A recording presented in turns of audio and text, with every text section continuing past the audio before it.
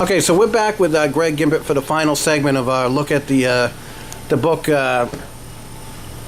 Prentice Hall's World History, Florida section with Greg Gimbert. And Greg, we've been talking about snapshots, basically half page, full page, maybe a page and a half of historical blending with some religion in terms of perspective on Hinduism, Christianity, Hebrew, Judaic studies. Your concern, in summary, is the emphasis, the overemphasis, maybe even the glamorization of Islamic faith. Well, up to this point in the book, we've seen that it's been very heavy on history, government, politics, and has a very small, minute... Linear. Yes, all done chronologically, but a very small emphasis on the religious aspect of it. But isn't that good, though? It's a minor footnote. But I mean, if everything was equal, wouldn't that what you would expect in a book? Not too much emphasis on the religion part and more on the cultural and historical? Which is why when it gets to an entire chapter dedicated to Islam, that it turns the whole thing upside down on its head. And an entire chapter, Muslim civilizations. You'll see a very beautifully laid out first page, very glamorous looking. And through here you will see how the messenger of God, Muhammad, becomes a prophet. Muhammad becomes messenger of God. The turning points. Study of the Quran, the duties of a Muslim. People of the book, the 5 pillars of Islam. Let's go back to that. I'm interested in that. The 5 pillars of Islam. Declaration of faith, daily prayer, alms for the poor, fast during Ramadan, and the Hajj. This is very intricate details. Reference to Saudi Arabia and Mecca. Yeah, the underpinnings of the religion, of which nothing even close has been touched on or will be touched on throughout this book for any other religion whatsoever. Moving on, Sharia law. Okay, I want to focus on that for a second.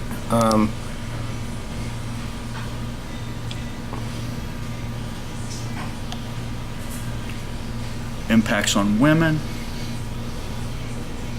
Over time, Muslim scholars developed the Sharia, a body of law that includes interpretation of the Quran, examples of behavior from Muhammad's life and Muslim traditions.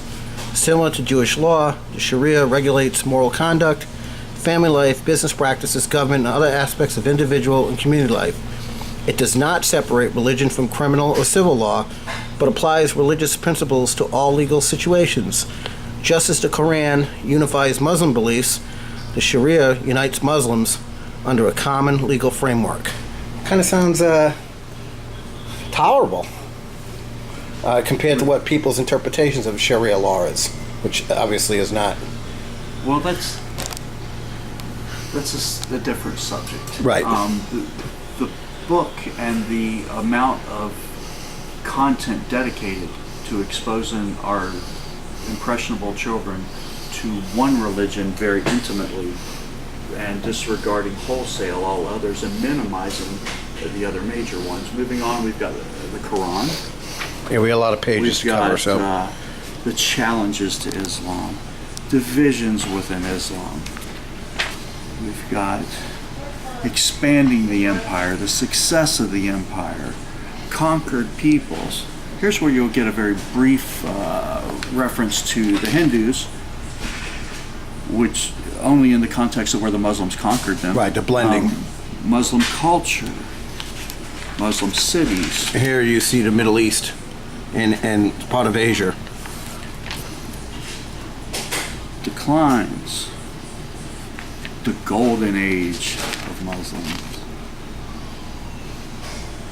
Valued manufacturing, agriculture thrives, slavery, poetry, and tales of adventure.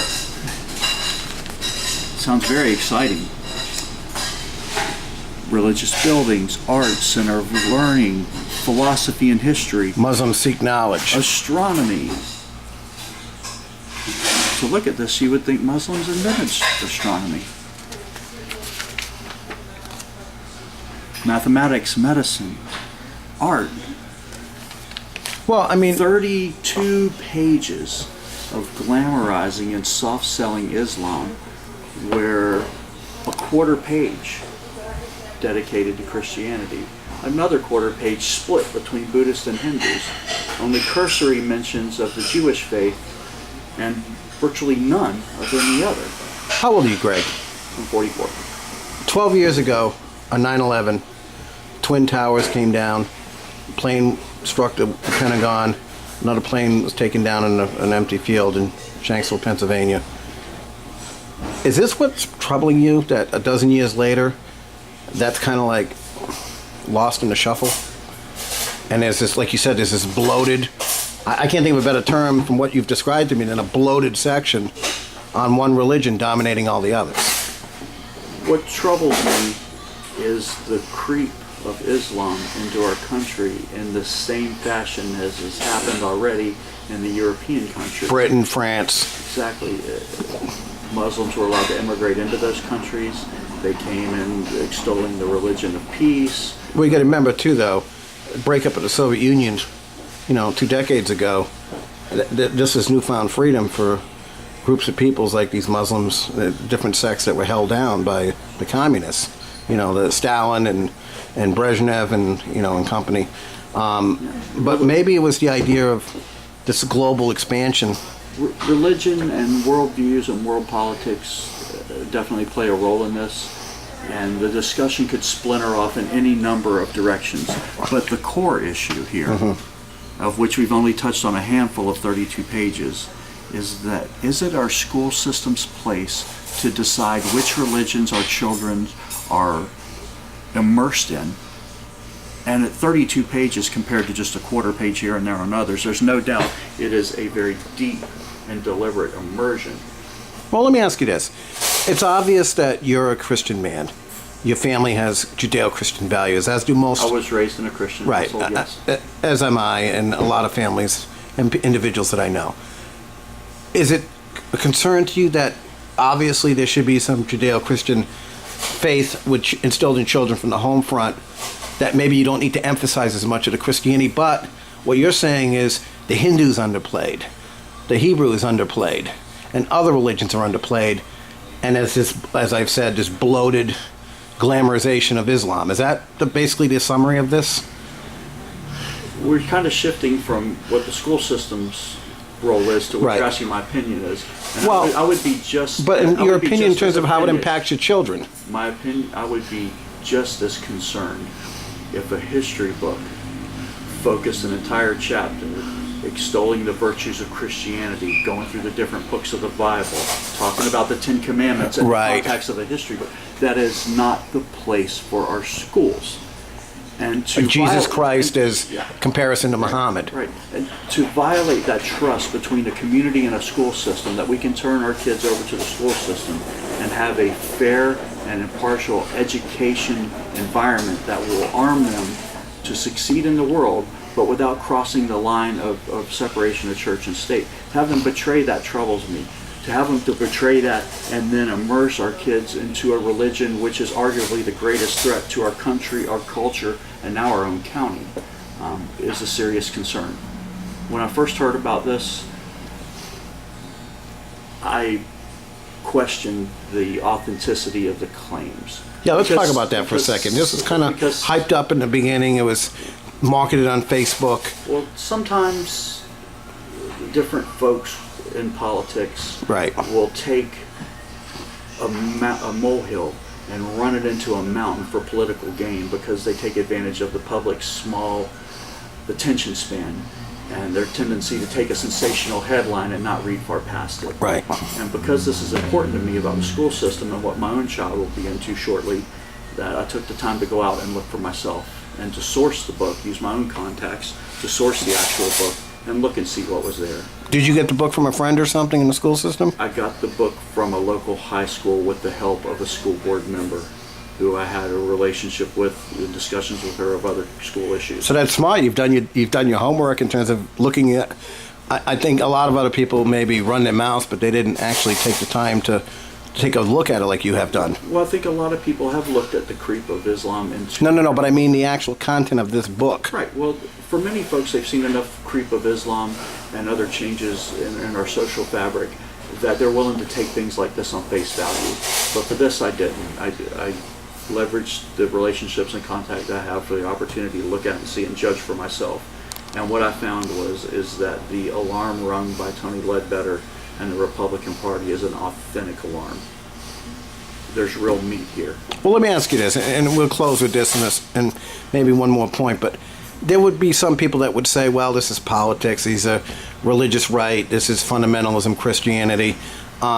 You don't sound like you're ringing that doorbell as much as you're showing concern as a father, a husband, an American citizen in the context of 9/11 and where we're headed, right?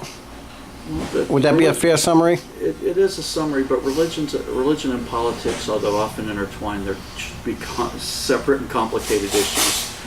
To me personally, it's undoubtedly our nation has benefited by historically our families being Judeo-Christian based, and whether a child grows up and leaves that area and one day decides that it's all Bugs Bunny and fairy tales and there is no God, or they go on to live a life in the church. There's no doubt either way that growing up in that environment instilled some serious moral and cultural values that have served our nation well. Well, and it's challenging for me to see folks that will pivot off of religion and take what any religious person knows, that you can't force a man into the kingdom of God. You can't legislate moral values and stay true to our Constitution. The book's not right.